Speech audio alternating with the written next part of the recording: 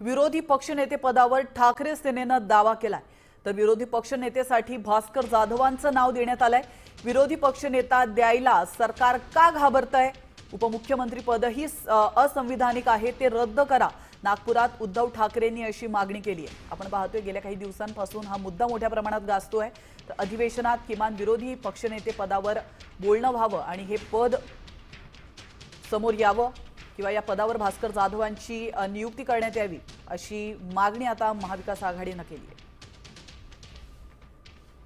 आम्ही विरोधी पक्षनेते पदावरती दावा सांगितलेला आहे, त्याच्यासाठी भास्कररावांचं नाव देखील दिलेलं आहे आणि अजून अद्याप काही उत्तर मिळालेलं नाहीये। त्याच्याबद्दल तो खरंच नियम आहे की नाही हे सुद्धा कागदावरती कळू शकेल, पण नियम असला काय आणि नसला काय, जर नियम असला तरी आणि नसला तरी उपमुख्यमंत्री पद हे संविधानिक नसलेलं पद हे एक नव्हे तर दोन जे सरकार निर्माण करू शकतं, ते विरोधी पक्षनेते पद द्यायला घाबरतंय का?